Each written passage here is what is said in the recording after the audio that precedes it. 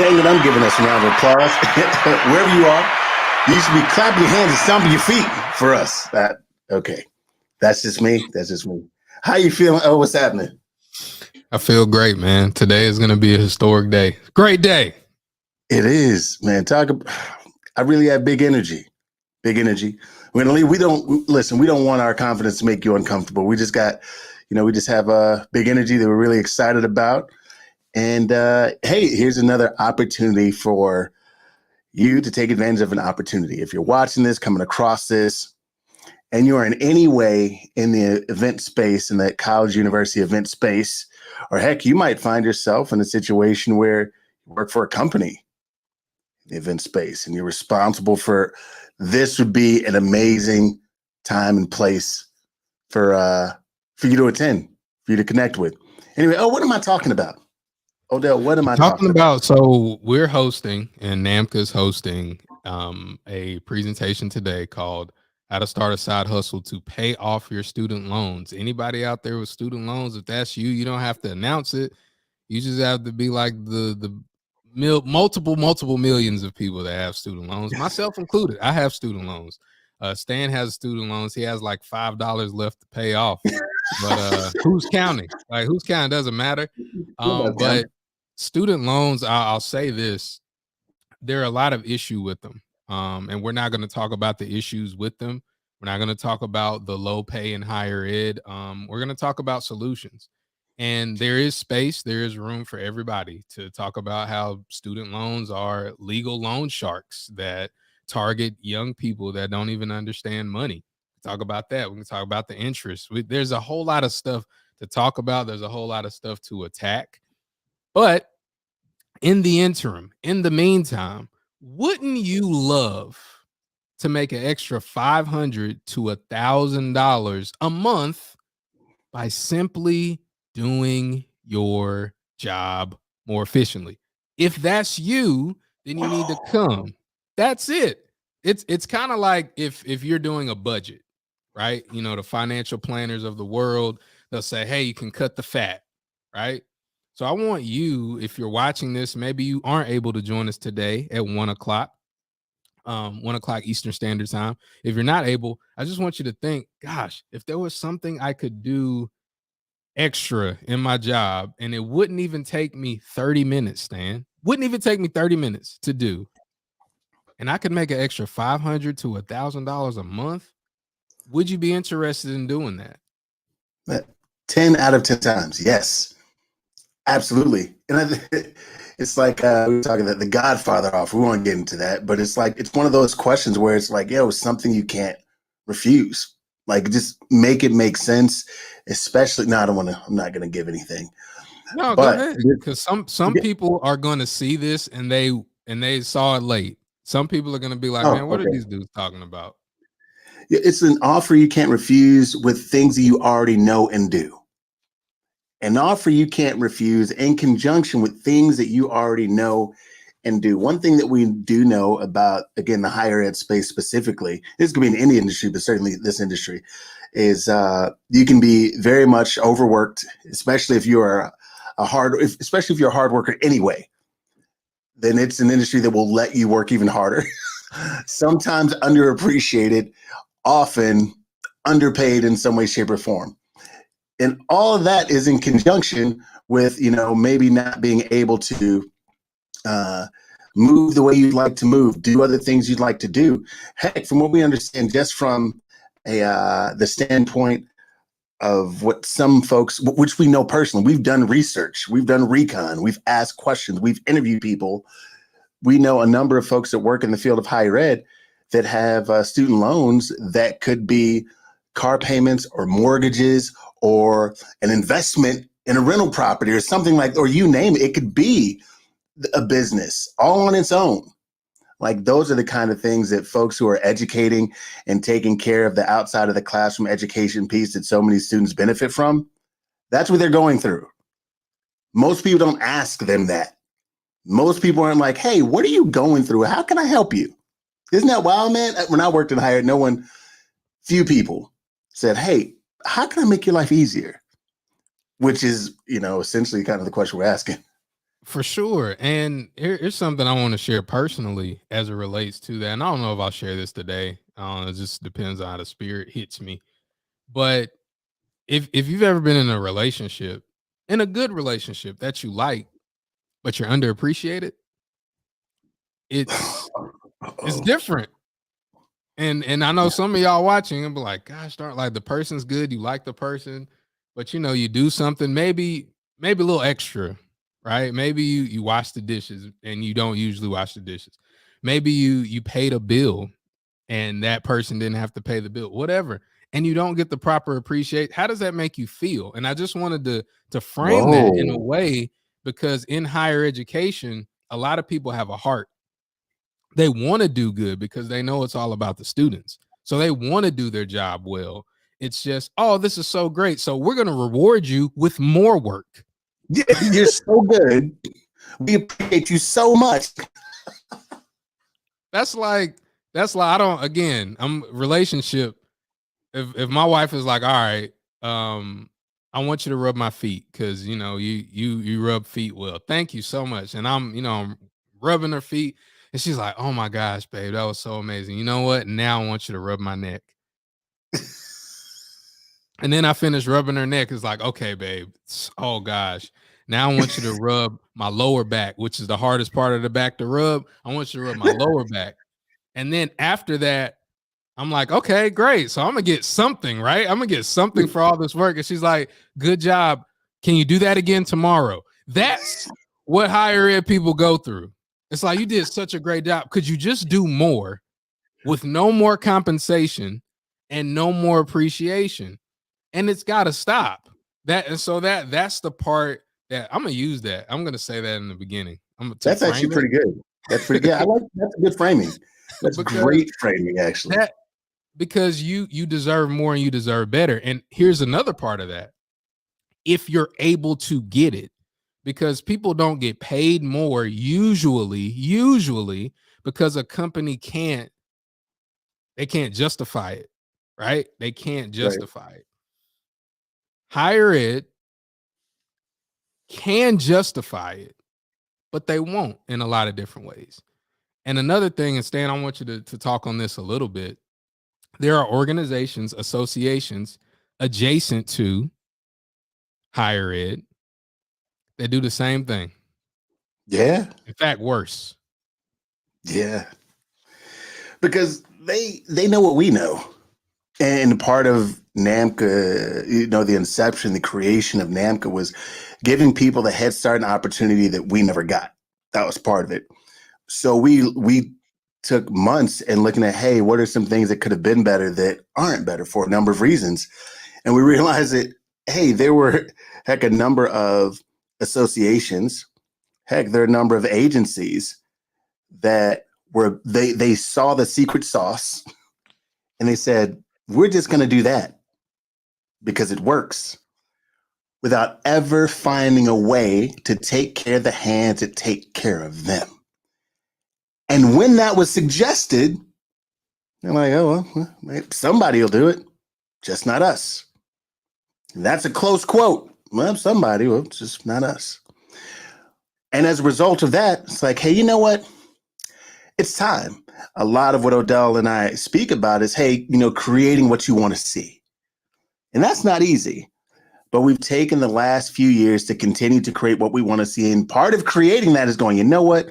Higher ed folks specifically, who've done such an incredible job of taking care of not just their kids, if they let's say, have them in a home standpoint, or biological children, if you will, or adopted children, but all the children, the hundreds of children that walk through their doors every single day, they do that. It's like, you know what? We want to begin to help you in a way where we're taking care of the hands that have taken care of us for so long. And not just us, but hundreds and hundreds of performers and speakers that have come across their campus, giving you the opportunity to go, hey, this all on its own can help you create more time and opportunity and love for what you do. Here's the last thing I'll say, I'll throw it back to you, is some folks, I know a lot of folks that love what they do in higher ed.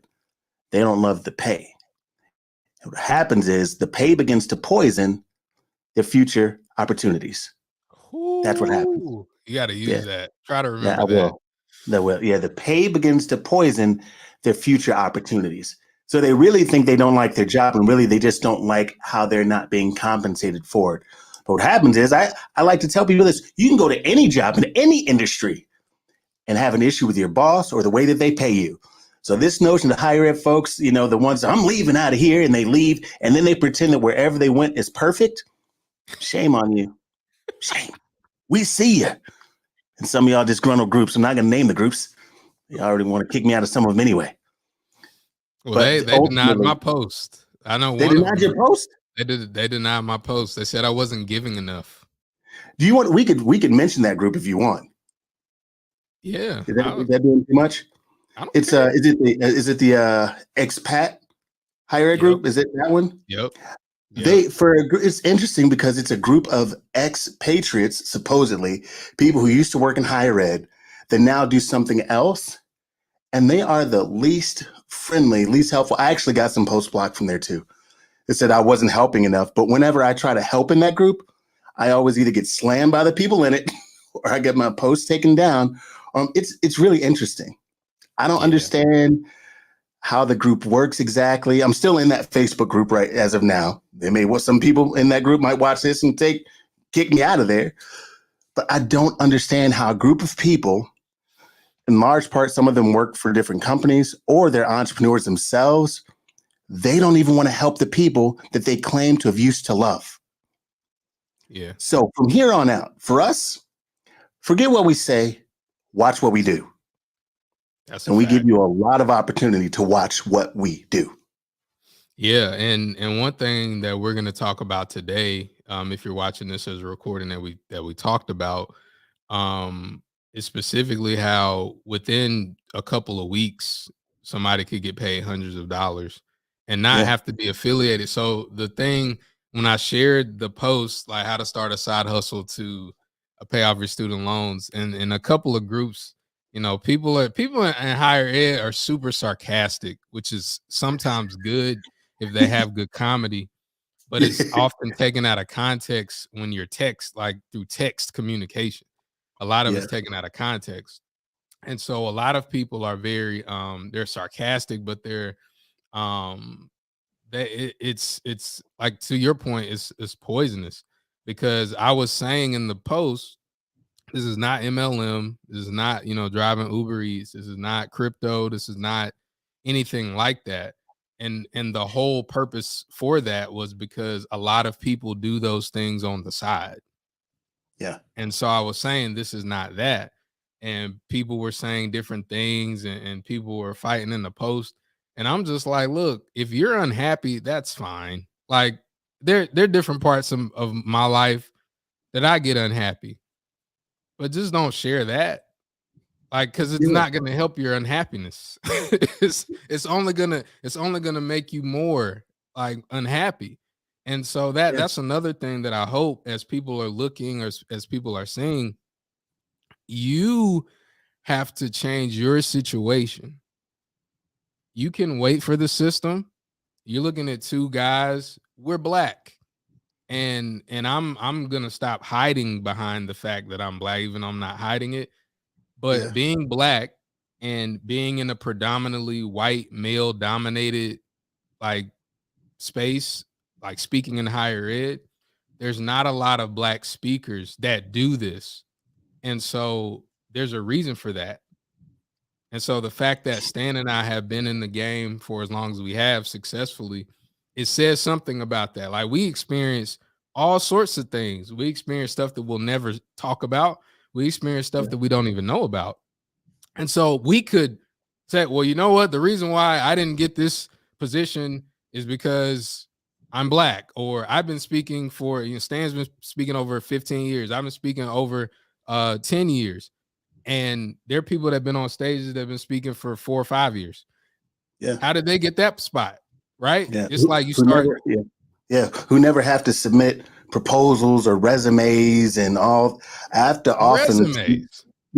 People are asking me to submit resumes, and I ask my other colleagues, hey, did you ever submit your resume for the speaking opportunity? No. Anyway, we'll have to talk about that. That's not the subject at hand. The point in saying all of that is we all have something to complain about, but don't look at every opportunity as somebody trying to get you. Yeah, Like or an opportunity to complain. yeah. It's like the way that it happens. It's like let's say there's a poisonous tree. I don't want to bring up Adam and Eve. I don't want to bring them up. There's a tree. Okay, apparently there's an apple that happened. It would be the equivalent of someone seeing a poisonous tree, knowing it's poisonous, getting an apple from the tree, and not even just offering it to someone that's standing there with you, but taking it over to someone that's not even asking here and sharing poison with them. We have no intentions of doing that. And I think part of us being so direct and deliberate about our language is saying, hey, this is an opportunity to connect, because what we do know is the two top issues that higher ed professionals are facing right now are pay and networking. We've done that research. We've talked to hundreds, if not thousands, of higher ed professionals in different positions across the spectrum. That is higher ed. Pay and networking are two of the biggest issues that they're facing. And we're saying, here, we're going to give you an opportunity to address both of them, something that a number of associations do not do and have no interest in doing in a way that's going to help you be successful. And we can't be shy, in part because of who we are, like being coy and shy about our ability. We have to be, I want to say we're doing a better job at being true to who we are and what we want other folks to be and do. And that's not being bashful about how amazing, obviously, NAMCA is and working to be and what we're doing. If we continue to hide, you wouldn't know us 2 years after we started this, 2.5 years, 3 years after the beginning conversations happened. So if you're wondering, why are they telling us, why are they being so direct? It's because we love ourselves more than the perception of what you've learned about us. And it's important that you learn the same about you too. Sure. And I know you wanted to keep this short, so I'll just say this, final words. Just if you can make $50 every time you send an email, would you do it? If you can make $250 every time you send an email, would you do it? If you could network with like-minded people who have a positive outlook within higher ed and potentially get paid to consult, get paid to speak, would you do that? If the answer is yes, then we want to invite you today. And so that's what I believe. There's no budget to go to conferences or anything. What's really cool is that with NAMCA, with our association, for different people, for NAMCA certified trained referrers, you get to either come to our conferences for free, or we will give you a stipend to go to other conferences that you want to go to. But you got to learn more about that by coming on at 1:00 before we share that. But yeah, you're absolutely right. A lot of people, because they get to where they get, not realizing why they got where they got. That's really well said. That's really well said. That's really, really well said. And it's unfortunate because the one thing that is most important is developing oneself. Professional and personal development are actually the cornerstone. But what happens to the best of higher ed folks, and certainly those that go into it wanting to be the best, okay? Those who go in wanting to be the best, is what happens. I'm just gonna, I like nice cars, at least looking at them. So you have to excuse the example. For lack of, but let's say a Rolls Royce. I don't know if y'all have ever seen one. I'm pretty sure Odell either has one. He's definitely been in one before. But let's say you have a Rolls Royce. It's if you've never seen a Rolls Royce, it's pristine, it's beautiful, it's amazing, it's comfortable, right? It's all those things. It's amazingly comfortable. What's it, plush, stars in the ceilings. Oh, that's like a $10,000 edition, but people get it because once you spend $300,000 for a car, plus why not the stars in the ceiling for extra $2K? Okay, so here we go. It's like having a Rolls Royce, because you're in California, because you're in North Carolina, it's like having a Rolls Royce and someone filling up the tank. You pick it up from the dealership, they fill up the tank for you. And what do they say? They go, all right, now we've given you this Rolls Royce. Maybe even you've earned it, but we need you to take this Rolls Royce and we need you to drive it to your home in California. But before you leave, if you wouldn't mind, you can keep your ID. You're probably going to need that. But give me your debit card, give me your credit card, give me your traveler's checks, any cash you have on you. Good luck getting to California, okay? So here you are in this beautiful, beautiful Rolls Royce. I'm going to call it black. It's black. Black man. Anyway, whatever you want it to look like. You set out on your trip from North Carolina. It's beautiful. Go through Carolina, get to Georgia.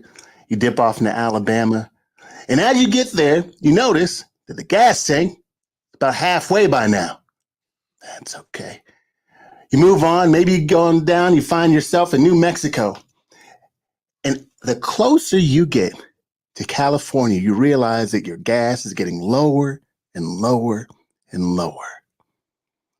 You begin to get a little nervous, maybe even a little bit disgruntled, because the person that gave you the keys or that gave you the car, they didn't give you all the resources to make sure you got to California safely, securely, and fully developed the way that you could have been had you had the very things that you had in the first place. That's what happens to many higher ed professionals. But guess what? NAMCA, in this particular case, we meet you somewhere in New Mexico. Guess what we have? Everything that you never should have been left without. We got your debit card, credit card. We just want to make sure you have all the necessary tools to get you to where you need to be, for you to never, ever end up on empty again. And for that reason alone, you should see us at 1 p.m. Eastern Standard Time. Welcome to the NAMCA family. Yeah, that's when you cut it. Okay. Stop recording. We out, man. Be good. We out.